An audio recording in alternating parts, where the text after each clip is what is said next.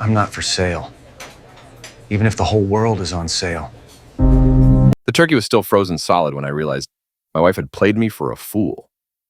Thanksgiving morning, 6 a.m., and the Callahan house felt like a mausoleum. No coffee brewing, no Vanessa cursing at the oven timer, no chaos from her family trampling through our home like a herd of entitled buffalo. Just silence, thick as gravy and twice as cold. I'm Jack Callahan, 43 years old, owner of Callahan Classic Cars, a restoration shop that keeps me busy enough to ignore my wife's increasingly creative excuses for why she's never home. This morning, though, the quiet felt different. Wrong. Vanessa, I called out knowing she wouldn't answer. She'd left for Hawaii 3 days ago with her parents and sisters for some family bonding Thanksgiving vacation. At least that's what she told me. I padded downstairs in my boxers, scratching my chest and wondering why I'd bothered buying a 20-pound turkey for one person.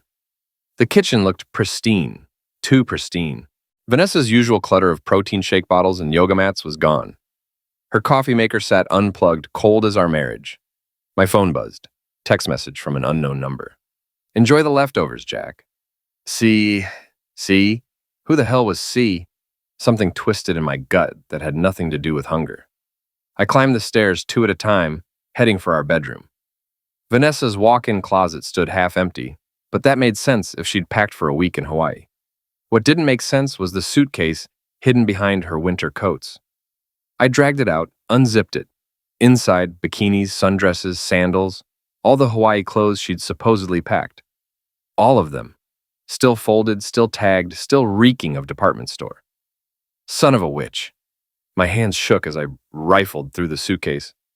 Every single item she'd claimed to pack for Hawaii sat right here, untouched. Which meant wherever Vanessa had gone for Thanksgiving, it wasn't with her family to some tropical paradise. The pieces clicked together like a perfectly restored engine. The mysterious text. The lie about Hawaii. The way she'd been working late at the gym for months, coming home smelling like someone else's cologne. My wife was cheating on me. On Thanksgiving. While I sat here like an idiot with a frozen turkey and a broken heart. But Jack Callahan didn't get mad. Jack Callahan got even. I called my buddy Marty first. Ex-cop, current drinking partner, and the only person I trusted to tell me I wasn't losing my mind. Marty, it's Jack. How fast can you get to my house? Jesus, Jack, it's barely 7 a.m. on Thanksgiving. What's wrong? My wife's been lying to me, and I'm about to do something that'll either be brilliant or land me in jail. I need a witness. I'll be there in 20 minutes. Don't do anything stupid until I arrive.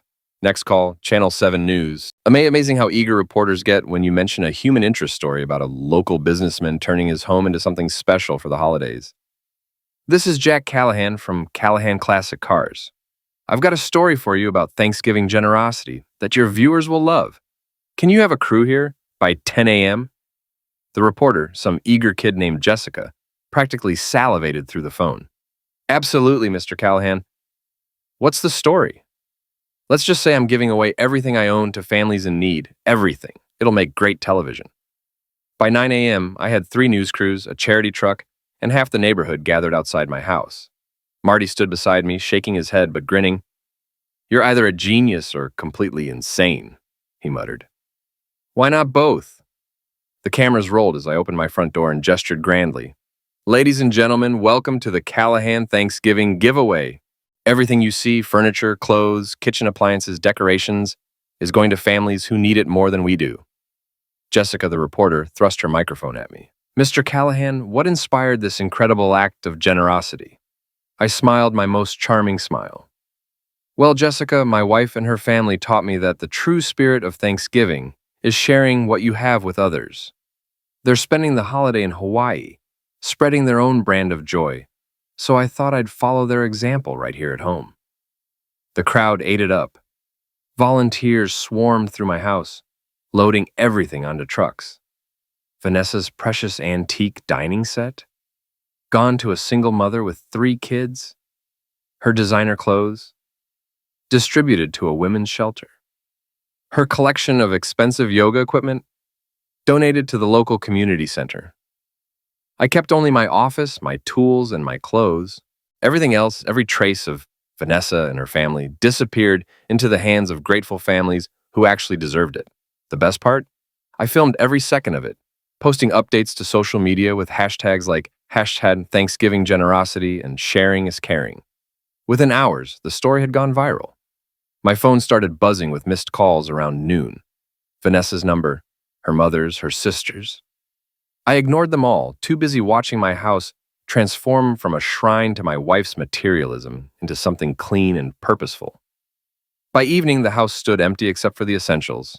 I sat in my office chair, feet up on my desk, watching the news coverage on my laptop. Channel 7 had run the story 3 times, each broadcast showing my smiling face as I handed over Vanessa's belongings to grateful recipients. In a heartwarming display of Thanksgiving spirit, Jessica reported, local businessman Jack Callahan donated his entire household to families in need while his wife and in-laws vacation in Hawaii. Callahan says this is just the beginning of his charitable efforts. My phone rang. Vanessa's number. This time I answered. Hello, darling. How's Hawaii? Jack, what the hell have you done? Her voice cracked with fury and panic. I just saw the news. Where is all my stuff? Oh, that. Well, honey, you inspired me. All that talk about sharing and caring for others really sank in, so I shared with people who actually need it. You gave away my grandmother's china, my clothes, my furniture, our furniture, sweetheart, community property and all that. Don't worry, it went to some lovely families. You should be proud. Silence on the other end. Then, I'm coming home, right now. Safe travels, dear. Oh, and Vanessa, next time you lie about going to Hawaii, maybe don't leave the suitcase full of Hawaii clothes in your closet. Just a thought. I hung up and poured myself 3 fingers of bourbon. The house felt different now, lighter, cleaner, like I'd finally taken out years of accumulated trash. My phone buzzed with another text from that unknown number. You're going to regret this? C. I typed back. Looking forward to meeting you too, C. Hope you're ready for the show. Because this was just the opening act.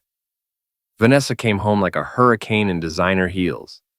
I was sitting in my empty living room, eating leftover Chinese takeout and watching football, when her BMW screeched into the driveway at 11 p. Through the window, I could see her whole family piling out of 2 rental cars. Her parents, her sisters Amy and Jennifer, and some guy I didn't recognize. Big shoulders, small brain written all over his face. Had to be C. The front door slammed open hard enough to rattle the windows. Jack! In here, sweetheart, I called cheerfully. How was your trip? Vanessa stormed into the living room and stopped dead. The space that had once held her precious sectional sofa, coffee table, and entertainment center now contained only my old recliner and a TV tray. Her mouth opened and closed like a fish gasping for air. Where? She whispered. Where is everything? I told you on the phone. Donated to charity. Very tax deductible, by the way. I should thank you for the inspiration. Her family crowded behind her, all of them staring at the empty room like they'd walked into a crime scene. Her mother, Patricia, clutched her pearls, literally. Her father, Robert, turned red as a lobster. Amy, the stunt woman's sister, cracked her knuckles like she was ready to throw down. Jennifer just stood there, filming everything on her phone, probably already planning her Instagram post about family drama. And then there was C. He had to be Carter something or other, based on the way he hovered behind Vanessa like a protective gorilla. Mid-30s, gym-sculpted muscles straining against a tight t-shirt, and the kind of aggressive posture that screamed, I solve problems with my fists. Everything about him irritated me, from his perfectly styled hair to his expensive sneakers. You must be C, I said, standing up and extending my hand. Jack Callahan.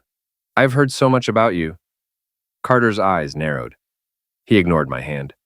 Name's Carter Walsh, and you're the psycho who's been harassing my girlfriend. Girlfriend? I looked at Vanessa with mock surprise. Honey, did you forget to mention something? Vanessa's face went white, then red, then white again. Carter, shut up. Jack, we need to talk, privately. Oh, I think we're past private conversations, don't you? Besides, your boyfriend seems eager to be involved. Amy stepped forward, all 5'10" of her radiating menace. Listen, you sick freak. You had no right to give away our stuff. Your stuff? Interesting. I wasn't aware you lived here, Amy. I had things here. We all did. Clothes, jewelry, family heirlooms. Community property, I said with a shrug. Vanessa and I are married. What's hers is mine to dispose of as I see fit. Legally speaking. Robert finally found his voice. This is insane, Jack. We're calling the police. Please do. I'd love to explain to them how my wife lied about going to Hawaii so she could spend Thanksgiving with her boyfriend. I'm sure they'll find it fascinating. The room went dead silent. Vanessa looked like she wanted to disappear into the floor. Carter's hands balled into fists. You don't know what you're talking about, Vanessa said weakly. I pulled out my phone and showed them the screen. Really? Because I've got your Hawaii suitcase upstairs, still packed with all the clothes you supposedly took on your trip. I've got credit card records showing you never bought plane tickets to Hawaii. And I've got this lovely text from Carter here, sent to my phone yesterday morning, I read aloud. Enjoy the leftovers, Jack. Carter went pale. How did you get my number? I didn't. You sent it to me, genius, from your own phone. Jennifer finally lowered her phone. Oh my God, Carter, you texted her husband? It was supposed to be anonymous. Anonymous? I laughed. You signed it with your initial, you moron. Vanessa rounded on Carter. You texted him? Are you insane? I thought it would be funny. Funny? Amy shook her head in disgust. Jesus, Carter, you're dumber than I thought. The family started turning on each other, voices rising as accusations flew. I sat back down in my recliner and enjoyed the show. Nothing like watching entitled people realize their carefully constructed lies were falling apart on live television. Wait, live television. I glanced toward the window and grinned. The news van was still parked across the street, camera crew visible in the front seats. They'd probably followed the rental cars here, hoping for a follow-up story about the generous businessman's family reunion. You know what? I said loudly, cutting through the argument. This has been fun, but I think we should take this outside, give the neighbors some entertainment. What neighbors? Patricia snapped. It's almost midnight. I pointed toward the window. Those neighbors, the ones with the cameras. Everyone turned to look. Jennifer squealed with delight. She lived for attention. The rest of them looked horrified. You called the media? Vanessa whispered. They called me. Apparently our little family drama is quite the human interest story. I walked to the front door and opened it wide. Evening, folks. Come on in, get some good footage. America loves a heartwarming family reunion. Jessica, the reporter, practically sprinted up my driveway, her cameraman close behind. Mr. Callahan, we heard your family returned early from their Hawaii vacation. How does it feel to have them see your generous donation in person? Oh, they're overwhelmed, I said, gesturing toward the frozen tableau in my living room. Absolutely speechless, aren't you, honey? Vanessa tried to smile for the camera, but it came out more like a grimace. We're surprised. I bet you are. Jessica, I'd like you to meet my wife's family. This is Carter Walsh, who's been helping Vanessa with her fitness training. Carter stepped forward, puffing out his chest. Yeah, I own Walsh Fitness downtown. Vanessa's one of my best clients. I'm sure she is. Tell me, Carter, what kind of training do you specialize in? All kinds. Personal training, couples workouts, private sessions. Private sessions. How nice. And where do these private sessions usually take place? Carter's confidence wavered slightly. My gym, mostly. Sometimes I make house calls. House calls to married women. How professional. Jessica sensed drama brewing and leaned in with her microphone. Mr. Walsh, how long have you been training Mrs. Callahan? About 6 months. 6 months of private sessions, I mused. That's a lot of one-on-one time. Very dedicated of you both. Vanessa shot me a warning look, but I was just getting started. In fact, I continued, Carter was so dedicated that he sent me a text yesterday, thanking me for understanding how much time Vanessa needs to spend on her fitness. Really went above and beyond, didn't you, Carter? What? The text. Enjoy the leftovers, Jack. Such a thoughtful message from my wife's trainer. Jessica's eyes lit up. This was better than she'd hoped for. Mr. Walsh, did you send a text to Mr. Callahan about his wife? Carter looked like a deer in headlights. He was just being friendly, Vanessa jumped in. Carter's very considerate of his clients' families. Considerate, I repeated. Is that what we're calling it? Amy stepped between us, her stunt training evident in the way she moved. That's enough, Jack. You've made your point. Have I? Because I don't think I have. I turned to the camera with my most sincere expression.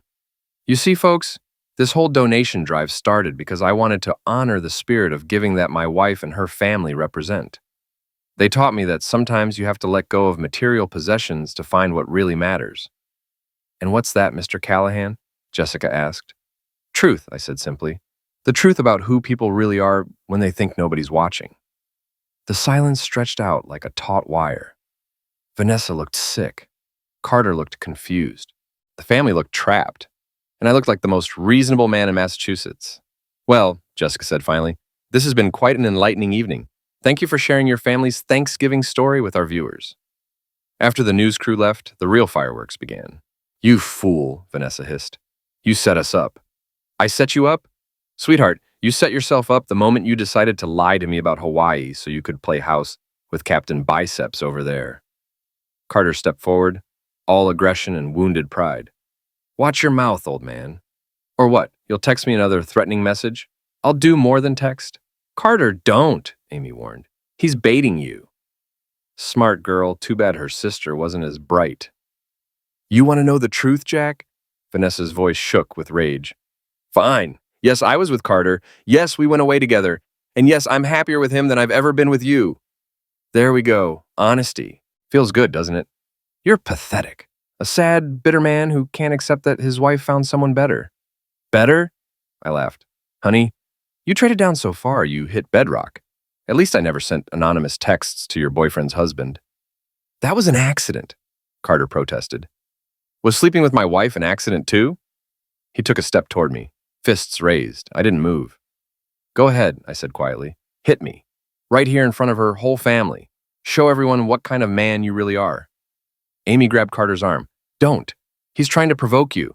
Smart sister, I told Vanessa. Too bad intelligence doesn't run in the family. That did it. Vanessa lunged at me, nails extended like claws. I sidestepped easily, 43 years old, but I still had decent reflexes. She stumbled, caught herself on the wall, and spun around with homicide in her eyes. I want you out of this house, she snarled. Your house? Check the deed, sweetheart. It's in my name only. Has been since we bought it. Her face went white. That's not possible. Oh, but it is. See, I bought this place before we got married, with money from my business. You never contributed a dime to the mortgage. Legally, you're just a guest here. And guests who lie and cheat and bring their boyfriends home? I smiled coldly. Well, those guests wear out their welcome pretty quickly. Robert stepped forward, trying to salvage the situation. Now, Jack, let's be reasonable. We're all family here. Are we? Because family doesn't usually lie to each other about vacation destinations so they can commit infidelity. That's a very serious accusation, Patricia said primly. It's not an accusation, it's a fact. Your daughter has been cheating on me with this idiot for months. The only question now is what we're going to do about it. What do you mean? Vanessa asked suspiciously. I walked to the window and looked out at the quiet street. Tomorrow, this whole mess would be front-page news in the local paper. By the weekend, it would be all over social media. Vanessa's reputation, her family's standing in the community, Carter's business, all of it would be dragged through the mud. And that was just the beginning. I mean, I said without turning around, that this is just the first course, darling. We haven't even gotten to the main event yet. The next morning brought consequences like a hangover after cheap whiskey. I woke up in my empty house to 17 missed calls, 43 text messages, and a voicemail box so full it had stopped accepting new messages. The local news had run the story 3 times during their morning broadcast, complete with footage of Vanessa's deer-in-headlights expression when I'd introduced Carter as her fitness trainer. The internet had done what the internet does best, turned my family drama into a viral sensation. #Thanksgiving. Leftovers was trending on Twitter. Someone had made a meme out of Carter's confused face when Jessica asked him about the text message. The video had been shared over 10,000 times on Facebook. My phone rang. Marty, Jesus Christ, Jack, you're all over the news. Good morning to you too, buddy. I just watched you destroy your wife and her boyfriend on live television. It was beautiful and terrifying at the same time. I poured myself coffee and sat in my empty kitchen. They destroyed themselves. I just provided the stage. So what's next? Divorce papers? Eventually, but first, I want to see how deep this rabbit hole goes. What do you mean? I'd been thinking about it all night. Vanessa wasn't smart enough to pull off a months-long affair without help. Someone had been covering for her, providing alibis, maybe even financial support. And I had a pretty good idea who. "Meet me at the shop in an hour," I told Marty. "Bring your laptop. We're going to do some research." Callahan Classic Cars sat on Main Street between a coffee shop and a used bookstore. Exactly the kind of small-town setup that made people trust you with their vintage Mustangs and classic Corvettes. I'd built the business from nothing over 15 years, developing a reputation for honest work and fair prices. Unlike my wife, I actually earned my money. Marty arrived with coffee and his laptop, looking like a cop even though he'd been retired for 3 years. Some habits die hard. "All right, Sherlock," he said, settling into my office chair. "What are we looking for?" "Financial records, social media posts, phone records if we can get them legally. I want to know everything about Carter Walsh and his relationship with my wife." "You sure you want to go down this road? Sometimes it's better not to know." "Marty, she lied to my face for months. She brought her boyfriend to my house. She humiliated me in front of the whole town. I'm way past better not to know."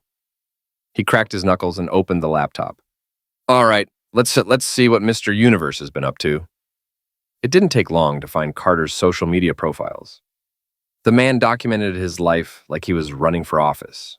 Gym selfies, protein shake reviews, motivational quotes about grinding and hustling. But it was the photos from the past 6 months that caught our attention. "Look at this," Marty said, pointing at the screen. "Posted 3 months ago. Great weekend getaway with my favorite client. And look who's in the background." I leaned over his shoulder. There was Vanessa, trying to hide behind sunglasses and a baseball cap, but unmistakably my wife. The location tag said, "Mountain View Resort, Vermont." "I remember that weekend," I said slowly.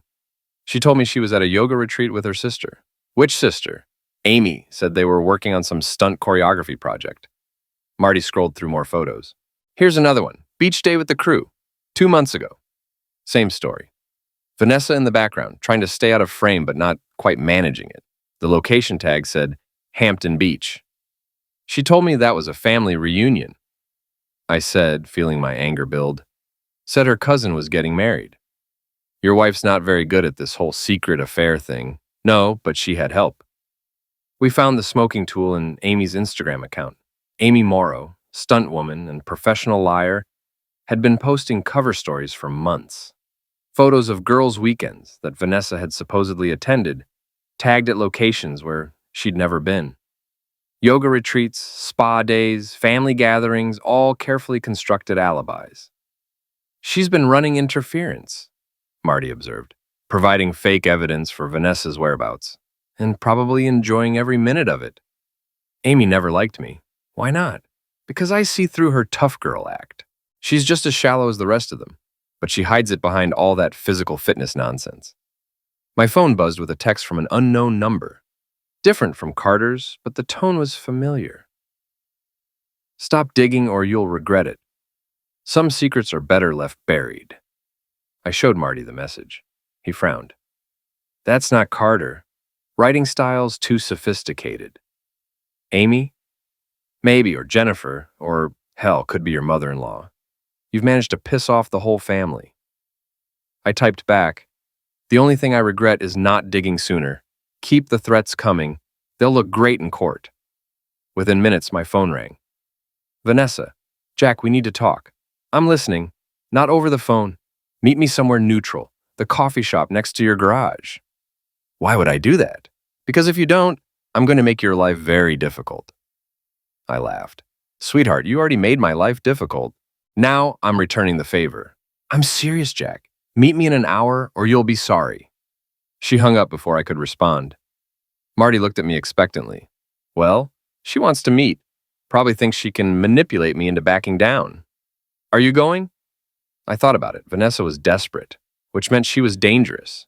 But she was also stupid, which meant she might reveal more than she intended.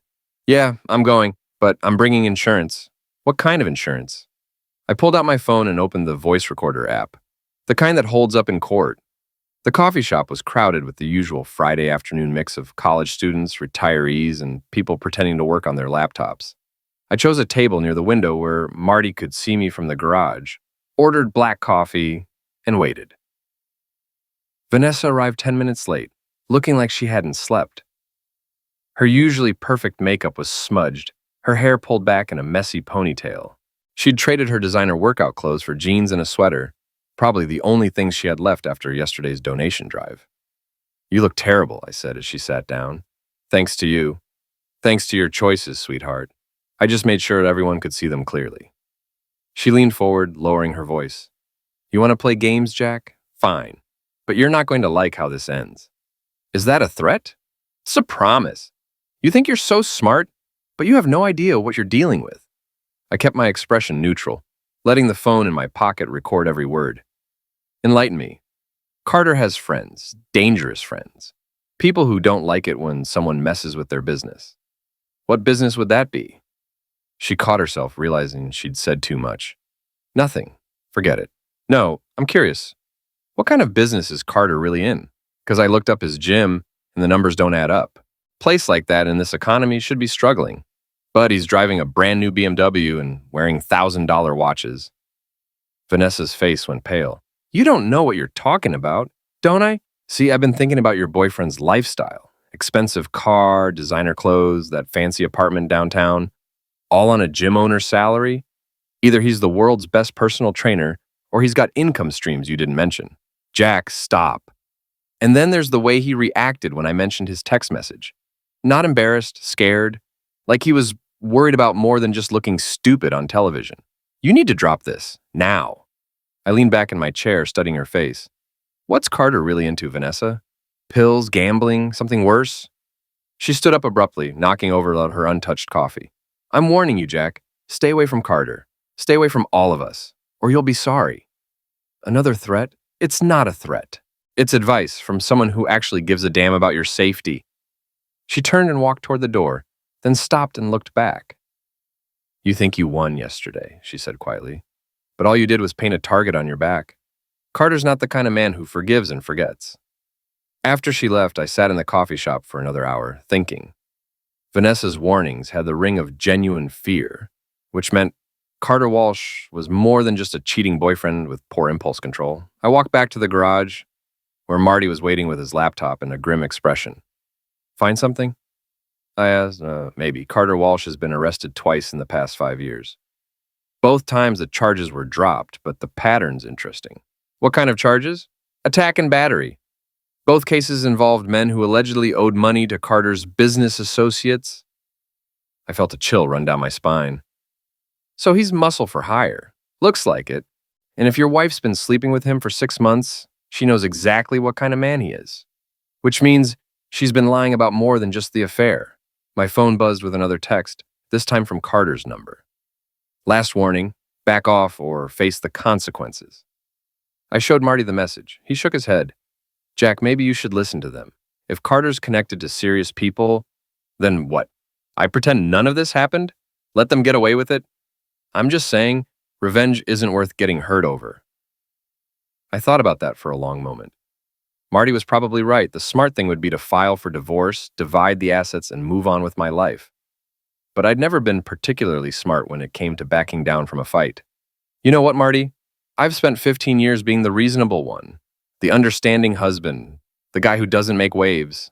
And look where it got me. Cheated on, lied to, and threatened by my wife's criminal boyfriend." I pulled out my phone and started typing a response to Carter's text. "What are you doing?" Marty asked nervously. "Something unreasonable." I hit send. "Carter, this is Jack. I know what you really do for a living, and I know you've been using my wife to launder money through fake training sessions. Meet me at the old warehouse on Industrial Road tonight at 9 p.m., or I'm taking everything I know to the police and the IRS. Come alone." Marty stared at me. "Please tell me you didn't just do that." "I just did that. Jack, you don't actually know any of that stuff about money laundering. You're bluffing." "Of course I'm bluffing, but Carter doesn't know that. And what happens when he shows up tonight expecting you to have evidence you don't actually have?" I smiled grimly. Then we improvise. The warehouse district looked like a graveyard for dead industry. Abandoned buildings, broken windows, and the kind of shadows that swallowed sound. I arrived at 8:30, giving myself time to set up before Carter showed, if he showed. Marty had insisted on coming despite my protests, and now we crouched behind a stack of old shipping containers waiting. I'd brought a baseball bat and a flashlight. Marty had brought his service revolver, which he claimed was just for emergencies. "This is insane," he whispered for the 10th time. "We should have called the police." And told them what? That my wife's boyfriend sent me a mean text? That he threatened you? That you suspect him of criminal activity? Suspect isn't proof, Marty. We need him to admit something on record. I patted the digital recorder in my jacket pocket. Same one I'd used at the coffee shop, now loaded with fresh batteries and ready to capture whatever Carter might say when he thought he had the upper hand. At 5 minutes past 9, headlights swept across the warehouse parking lot. A black BMW pulled up near the main entrance, engine running, driver's door opening slowly. Carter Walsh stepped out, and he wasn't alone. 2 other men emerged from the car, both bigger than Carter, both moving with the casual confidence of people who solve problems with violence. Professional muscle, the kind you hired when intimidation wasn't enough. "Crap," Marty breathed. "He brought backup." "So did I reminded him, though my mouth had gone dry as dust. Carter walked toward the warehouse entrance, his companions flanking him like bodyguards. He wore dark jeans and a leather jacket, trying to look tough, but mostly succeeding in looking like a suburban dad playing dress-up. "Jack," he called out. "I'm here. Let's get this over with." I stood up slowly, hands visible, baseball bat hanging loose at my side. "Evening, Carter. Thanks for coming." "Where's this evidence you claim to have?" "Safe place. First, we talk." He gestured to his friends. "These are my associates, Tony and Mike. They're here to make sure our conversation stays civil." Tony and Mike looked like they'd never had a civil conversation in their lives. Tony was built like a refrigerator, with arms that strained against his jacket sleeves. Mike was smaller but meaner, with the kind of dead eyes that suggested he enjoyed his work. "Interesting associates for a gym owner," I observed. Carter smiled coldly. "I have diverse business interests." "Such as?" "Such as none of your damn business." I activated the recorder in my pocket, hoping the device would pick up voices from this distance. "Actually, it became my business when you started screwing my wife. See, infidelity's one thing, but using her to launder money? That's a federal crime." Carter's smile faltered slightly. "I don't know what you're talking about." "Sure you do. All those private training sessions Vanessa paid for in cash. Funny thing about cash transactions, they're hard to trace unless someone's keeping very good records. You're fishing. Am I? Then explain how a small-town gym owner affords a BMW. A downtown apartment, and designer clothes. Your membership fees covering all that, Carter?" Tony stepped forward, cracking his knuckles. "Boss, you want me to shut him up?" "Not yet," Carter said. But his voice had an edge now. "Jack, you're making some very serious accusation. I'm just asking questions like, what kind of training does Vanessa really do at your gym?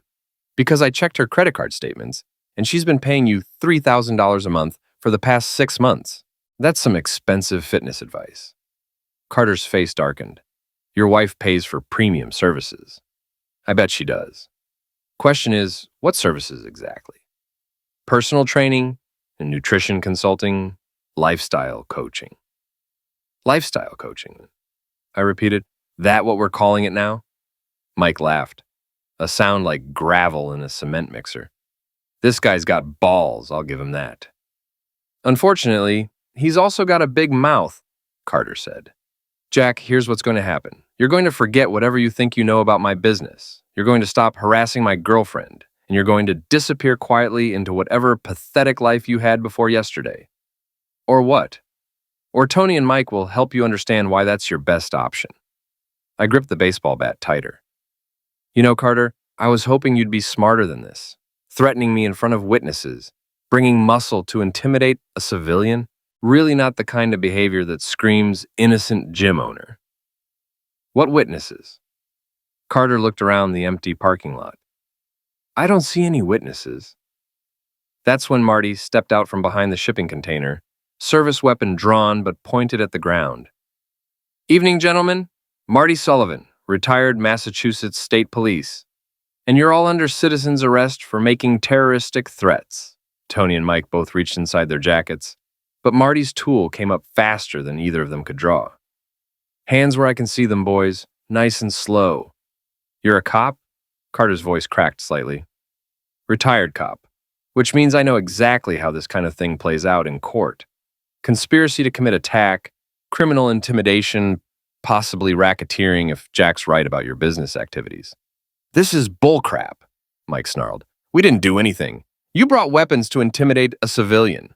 In Massachusetts, that's attack with a dangerous weapon even if you don't use them. I pulled out my phone and started dialing. Should I call 911 now, or do you gentlemen want to have that civil conversation Carter mentioned?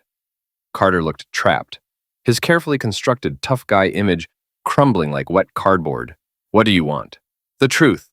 About your relationship with my wife, about your business, about why you thought threatening me was a good idea.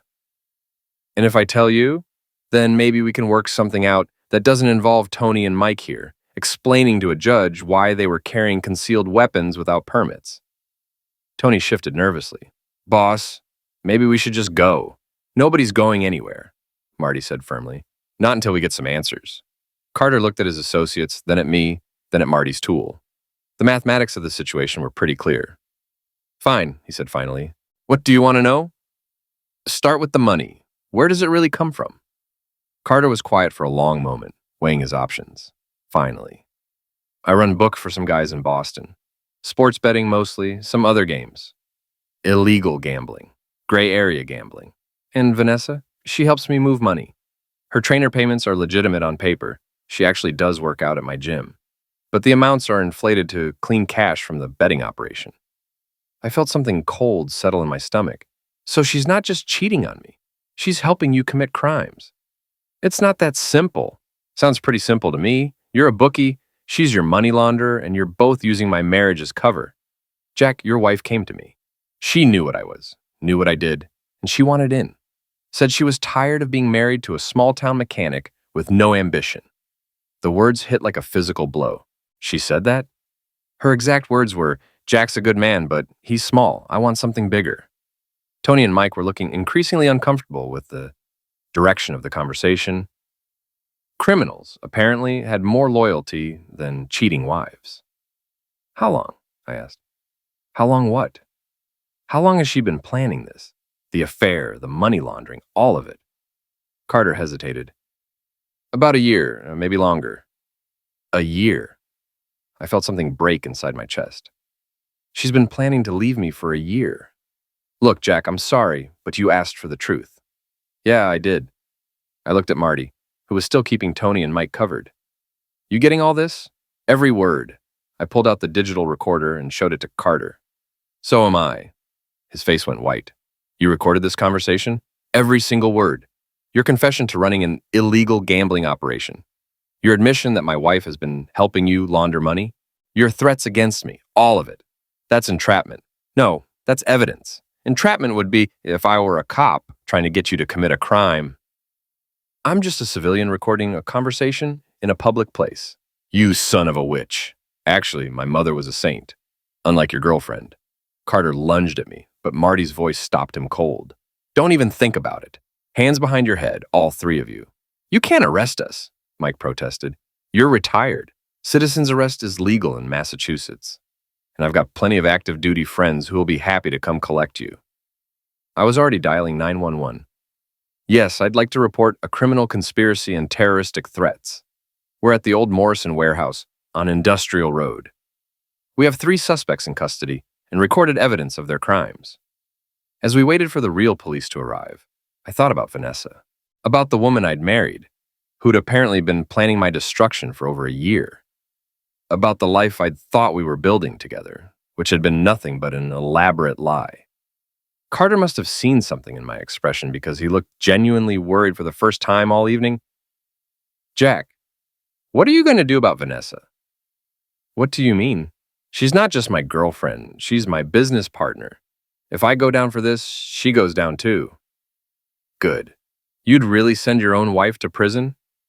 I looked at him for a long moment, listening to the sirens growing closer. Carter, she stopped being my wife the moment she decided to betray everything we built together. Now she's just another criminal who needs to face the consequences of her choices. The police cars pulled into the parking lot, blue lights painting the warehouse walls in alternating shadows and brightness. Besides, I added, I hear federal prison has an excellent fitness program. She'll love it.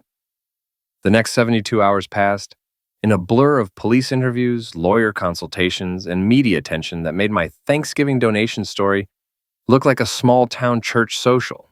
Carter, Tony, and Mike were arrested on multiple charges: conspiracy, illegal gambling, money laundering, and criminal threatening. The recorded conversation I'd captured became the centerpiece of the district attorney's case, along with financial records that Marty helped the police obtain through proper legal channels. Vanessa was arrested at her sister Amy's apartment on Saturday morning. I wasn't there, but Amy posted the whole thing on Instagram Live, because of course she did. Watching my soon-to-be ex-wife being led away in handcuffs while her sister provided running commentary for her followers was surreal enough to make me question reality. "This is so unfair," Amy ranted at her phone screen. "Jack set them up. He's the real criminal here." The comments section disagreed. Turns out people don't have much sympathy for infidelity and money laundering, even when the perpetrator looks good in yoga pants. By Sunday evening, I was sitting in my empty house with a bottle of bourbon and a stack of legal documents, trying to process the fact that my marriage was over and my wife was facing federal charges. My phone rang. Jennifer, the Instagram influencer sister. "Jack, we need to talk." "I'm listening." "Not over the phone. Can you meet me somewhere?" "Why would I want to do that?" "Because I have information you need to hear. About Vanessa, about what really happened." Something in her voice made me pause.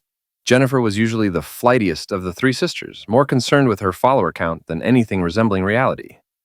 But she sounded different now. Scared, maybe, or guilty. "What kind of information?" "The kind that might change how you feel about all this." "My feelings aren't really the issue anymore, Jennifer. Your sister committed crimes. She's going to prison. Just meet me, okay? 1 hour, the diner on Route 9. Against my better judgment, I agreed. The diner was one of those 24-hour places that catered to truckers and insomniacs, all fluorescent lights and cracked vinyl booths. Jennifer was already there when I arrived, hunched over a cup of coffee like she was trying to hide from the world. She looked terrible.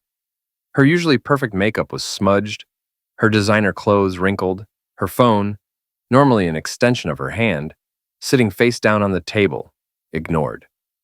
"You look like hell," I said, sliding into the booth across from her. "Thanks. You look pretty good for someone whose life just exploded." "My life didn't explode. It got cleaned up." She winced. "That's what I wanted to talk to you about." "And go ahead." Jennifer stared into her coffee for a long moment before speaking. "Vanessa didn't plan this, Jack.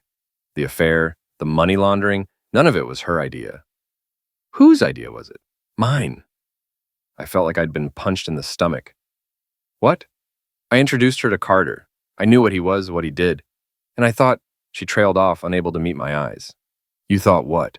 "I thought she deserved better than you." The words hung in the air between us like poison gas. "Better than me," I repeated slowly.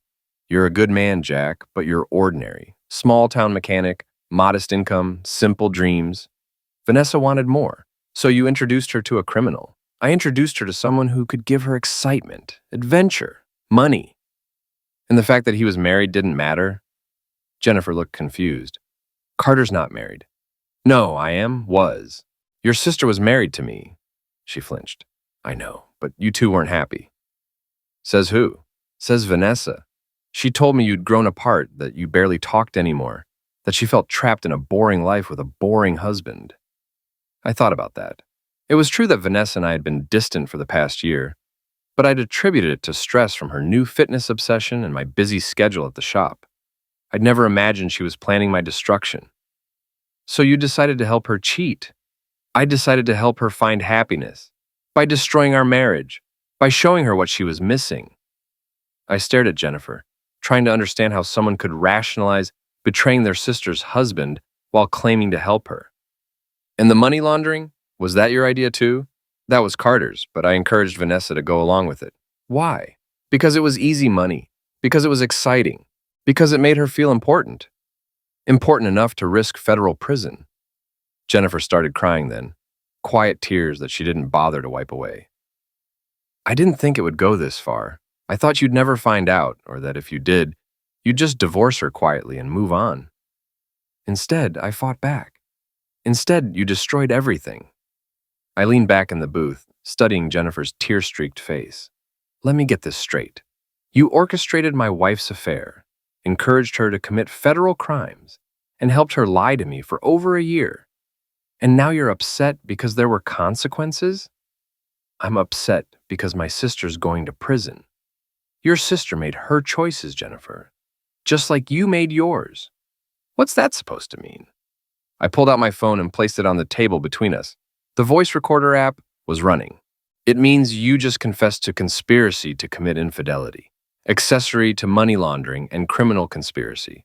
In Massachusetts, those are serious charges. Her eyes widened. You recorded this conversation? Just like I recorded Carter's confession. Turns out, when people think they're manipulating me, they say the most interesting things. You can't use that against me. Actually, I can. One-party consent state, public place, no expectation of privacy. Your confession is perfectly admissible.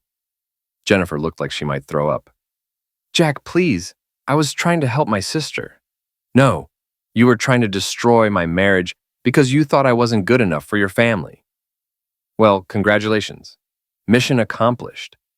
I stood up to leave, then paused. Oh, and Jennifer, you might want to call a lawyer. The FBI takes conspiracy charges very seriously. I left her sitting in the diner, staring at her phone like it might provide some escape from the mess she'd created. Outside, I called the FBI agent who'd been handling Carter's case.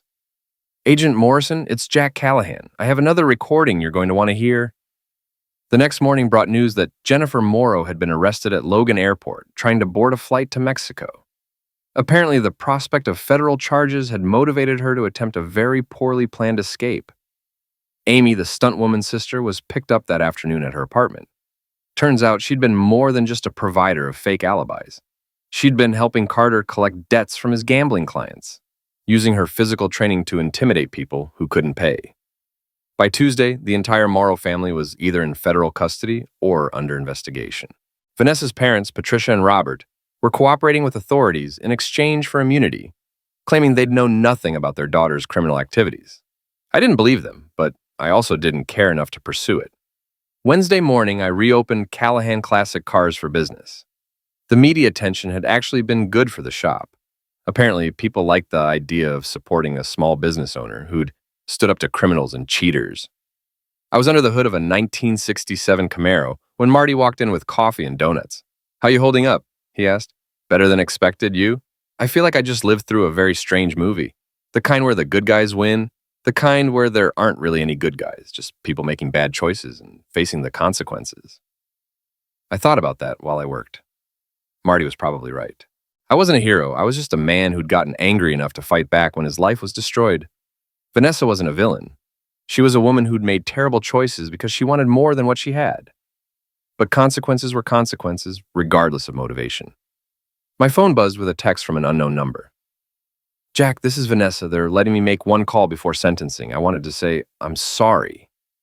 I stared at the message for a long time, then deleted it without responding. Some apologies come too late to matter. Thursday afternoon, the local newspaper ran a follow-up story about the case. Local businessman's revenge leads to federal conspiracy charges. The article detailed how my Thanksgiving donation stunt had unraveled a money laundering operation that had been running for over 2 years. Carter Walsh received 8 years in federal prison. Vanessa received 4 years, with the possibility of parole in 2. Jennifer received 3 years for conspiracy. Amy received 2 years for attack and intimidation. I received a clean conscience and an empty house. Friday evening, I was closing up the shop when a familiar BMW pulled into the parking lot. For a moment, I thought Carter had somehow made bail, but the man who got out was older, better dressed, and significantly more dangerous looking. Mr. Callahan? That's me. My name is Vincent Torino. I believe you know my nephew, Carter Walsh. I felt my blood turn to ice water. Vincent Torino was a name I recognized from newspaper crime reports. A Boston area businessman with alleged connections to organized crime. Mr. Torino, what can I do for you? You can explain why you felt it necessary to destroy my nephew's life. I glanced around the empty parking lot, wishing Marty was still here. Your nephew destroyed his own life when he decided to threaten me. Carter's young, he makes mistakes, but he's family, and family loyalty is important to you. Very important. Torino stepped closer, and I noticed the bulge under his expensive suit jacket. Mr. Callahan, My nephew's conviction has caused problems for my organization, problems that need to be resolved. What kind of problems? The kind that happen when someone cooperates too enthusiastically with federal investigators. I realized what he was saying. You think I'm going to testify against other people in your organization? I think you're a man who likes to talk to reporters and FBI agents. That makes you a liability. Mr. Torino, I have no interest in your business beyond what your nephew did to my marriage. As long as nobody threatens me or my property, I have nothing to say to anyone. But if someone were to threaten you, then I'd defend myself, just like I did with Carter. Torino smiled, but it didn't reach his eyes. You're not afraid of me, Mr. Callahan. Should I be? Most people are. Most people probably have more to lose than I do. He studied my face for a long moment, then nodded slowly. Carter told me you were tougher than you looked. I didn't believe him. Your nephew underestimated a lot of things. Yes, he did. Torino reached into his jacket and I tensed, but he only pulled out a business card. If you ever need work, Mr. Callahan, I have associates who appreciate mechanical skills and discretion. Thanks, but I'm happy with my current situation. Of course you are. You won. He got back in his BMW and drove away, leaving me standing in my parking lot with a business card from a crime boss and the strange realization that I'd somehow earned the respect of people I'd never wanted to meet. I threw the card in the trash and went home to my empty house. Saturday morning, I woke up to sunlight streaming through bare windows and the sound of silence. No Vanessa rushing around, getting ready for the gym. No family drama. No threats or schemes or lies, just peace. I made coffee, read the newspaper, and thought about what to do with the rest of my life. The house felt different now, not empty but clean, like I'd finally gotten rid of something that had been poisoning the air. My phone rang. Unknown number. Hello? Mr. Callahan, this is Jessica from Channel 7 News. We're doing a follow-up story on your case, and we'd love to get your thoughts on how everything turned out. I don't think I have anything to add. Come on, Mr. Callahan. Our viewers are dying to know. Do you feel like justice was served? I thought about that question while I sipped my coffee and looked out at the quiet street where I'd lived for 15 years. Justice, I said finally. I don't know about justice, but I know about consequences. And sometimes consequences are enough. I hung up and finished my coffee in peace. Later that day, I drove to the cemetery where my parents were buried and stood at their graves for a while, thinking about marriage and loyalty and the difference between love and convenience. Well, I said to their headstones, I think you would have liked how this turned out. You always said I was too patient for my own good. The wind rustled through the trees, and for a moment I could almost hear my father's voice. Sometimes, son, the best thing you can do is take out the trash. Sunday morning, I went to church for the first time in months. The congregation was full of people who'd seen me on the news, and I got more attention than I was comfortable with. But Father McKenna's sermon was about forgiveness and moving forward, which seemed appropriate. After the service, Mrs. Henderson from the parish council approached me. Jack, I just wanted to say how sorry we all are about what happened with Vanessa. Thank you, Mrs. Henderson. And we wanted you to know that if you need anything, meals, company, help with the house, the parish is here for you. I appreciate that. Will you be staying in town? I looked around the church at the faces of people I'd known for years, neighbors, customers, friends who'd stood by me when my world fell apart. Yeah, I said, I think I will. Because sometimes the best revenge isn't destroying your enemies. Sometimes it's building a better life without them. 3 months later, I was working late at the shop when Marty stopped by with beer and pizza. How's business, he asked. Better than ever. Turns out being the guy who took down a criminal conspiracy is good for your reputation. And how are you doing? Good, really good. And I was. The divorce had been finalized, the house was legally mine, and I'd started dating a nice woman named Sarah who taught at the local elementary school and had never heard of Carter Walsh. Any regrets? Marty asked. I thought about it while I cleaned my hands with shop rag. About Vanessa? No. About the marriage? Maybe. I should have paid more attention, should have seen what was happening. You can't blame yourself for trusting your wife. I'm not blaming myself. I'm learning from my mistakes. And what did you learn? That sometimes the people closest to you are the ones most likely to betray you, and that when they do, the best response isn't forgiveness, it's consequences.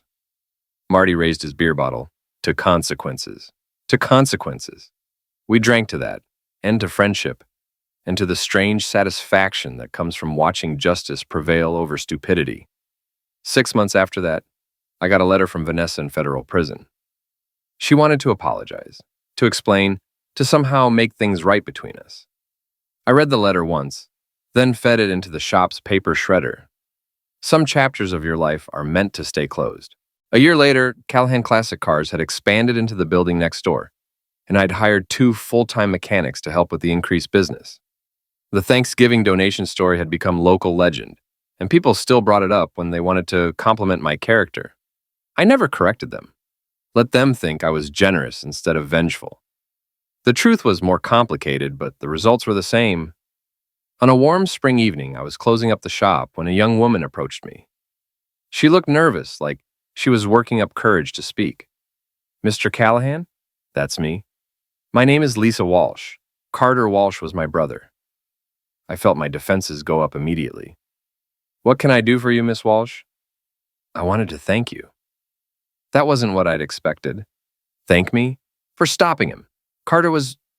He was destroying himself, and he was going to take a lot of people down with him.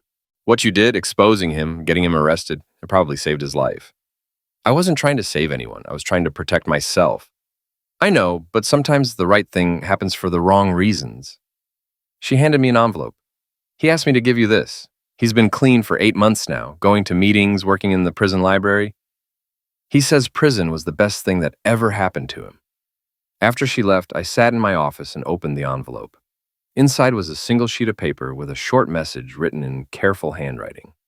"Jack, I'm sorry for what I did to you in your marriage. I was a different person then, angry and stupid and looking for someone to blame for my problems. You didn't deserve what I put you through. I hope you found happiness. Carter." I read the letter twice, then put it in my desk drawer. Forgiveness, I'd learned, wasn't something you gave to other people. It was something you gave to yourself when you were ready to stop carrying the weight of their mistakes. I wasn't ready yet. Maybe I never would be, but that was okay too. 2 years after the whole mess started, I married Sarah in a small ceremony at the same church where I'd gone seeking guidance during the worst days of my life. Marty was my best man.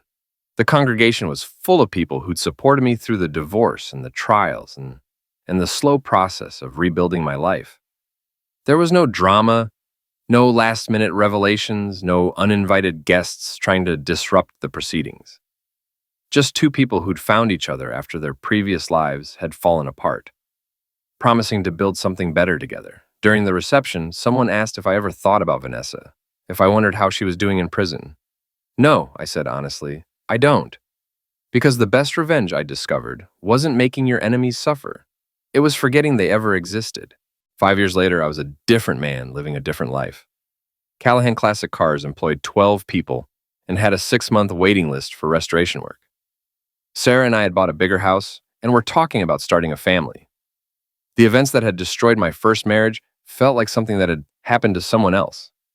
I was working on a 19 Mustang Boss 429 when my phone rang. Unknown number, but I answered it anyway. "Jack, it's Vanessa." I felt nothing. No anger, no pain, no curiosity. Just a mild annoyance at being interrupted. "What do you want, Vanessa?" "I got out last week. I wanted to call and..." "Don't. Don't what? Don't apologize. Don't explain. Don't ask for forgiveness or understanding or closure. We're done. We were done 5 years ago." "Jack, please. I just want to..." I hung up and blocked the number. Then I went back to work on the Mustang because some things were worth restoring and others were better left in the past where they belonged. That evening, I went home to my wife and my life and my future, and I never looked back. Because sometimes the best revenge is simply moving on. And sometimes that's enough.